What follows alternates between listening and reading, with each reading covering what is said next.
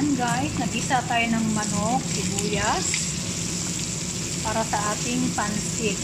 Gagawa ako ng bihon pansit. Ayan. Isunod na natin ang ating liver.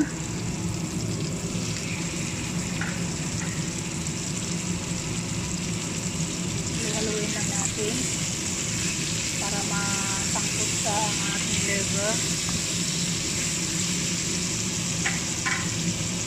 Ayan guys, isunod na natin ang ating carrots.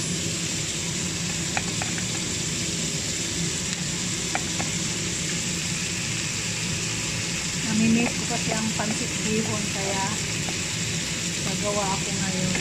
Konti lang ang gagawin ko. Kasi para lang naman sa akin.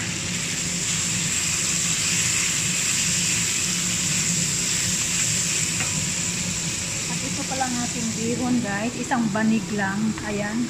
Binabad ko na sa tubig para madaling maluto.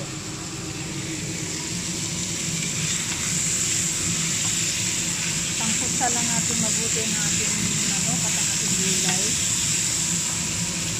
Ayan, at susunod na natin ang ating bell pepper. Isang kutsa lang naman siya.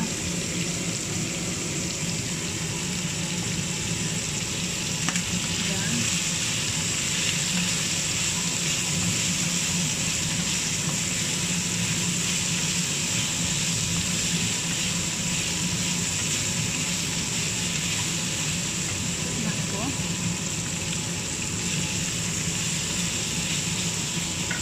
Pagkakataon na ito guys, maglalagay tayo ng tuyo.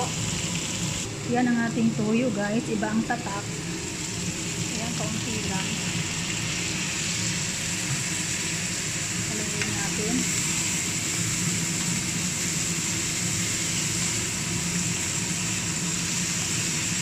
At ilagay na natin ang ating repolyo. Ayan, halo-halo lang.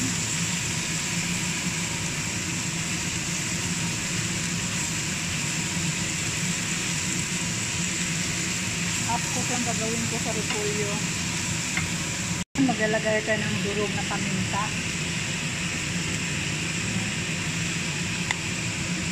Mix lang natin ulit.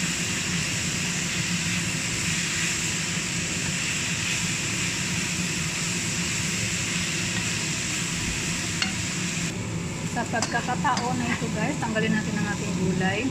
Ilalagay natin dito sa ating bowl para hindi siya malata.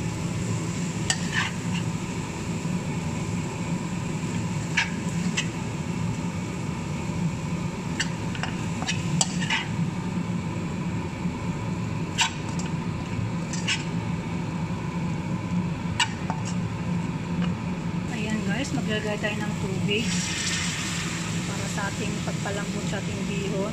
Kung napapansin nyo guys, may dalawang hiwa ng manok dyan. Pakpak yan, nilagay ko para tuluyan siya lumambot. Yan, isama ko sa pagpalambot ng bihon.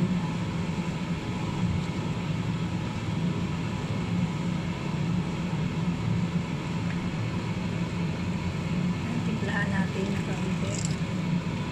At maglalagay din ako ng lemon sa kanyang sabaw. Yan, lemon yan. Para hindi na ako maglalagay ng kalamansi. Wala din akong kalamansi. Kaya ginawa ko, nilagyan ko ng lemon ng sabaw.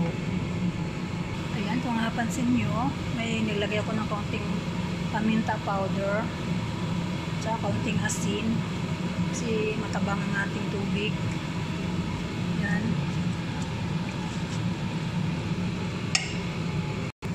Ayan, maglalagay doon ako ng kaunting Indo food. Medyo sweet yan, kaunti lang. Parehas lang yan siya ng ng oyster sauce. Ayan, ang ating bihon ay kinupit ko ng apat na gupit. Ayan. Apat na parte. Ilagay na natin siya dito.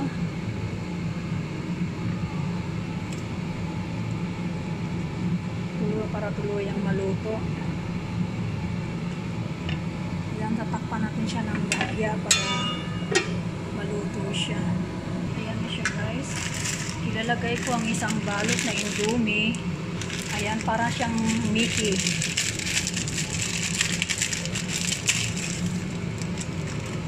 Parang Mickey ang dating. Parang bami.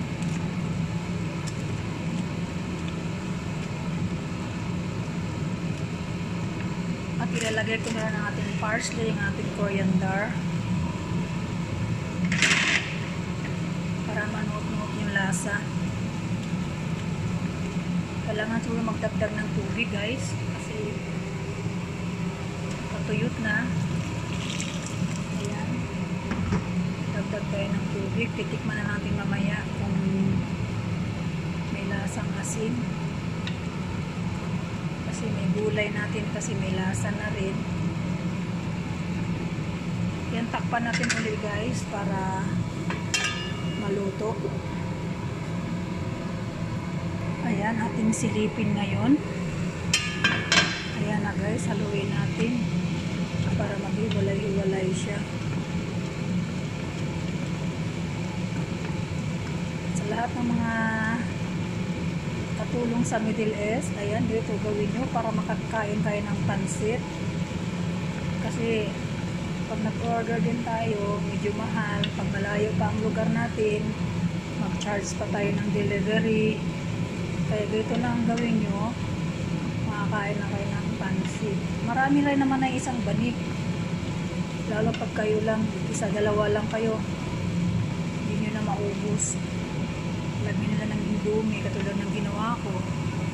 Ayan, guys, hindi lumasa ang lemon, kaya nagdagdag ulit ako ng lemon. Ayan. Halu-haluin na natin.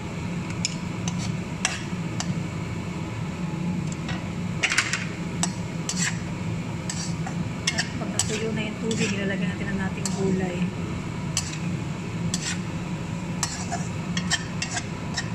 Ayan na, guys, ang ating pansit. Patuyuin lang natin ang ating tubig para ilagay na natin ang ating gulay. Takpan lang natin ang kaunti. Ayan, guys, silipin natin kung natuyo na. Ayan, tuyo na. Ilagay natin ang ating gulay.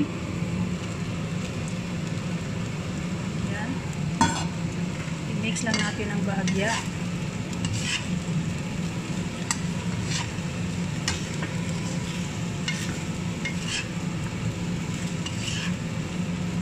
Ayan na, guys, ang ating pansit bami.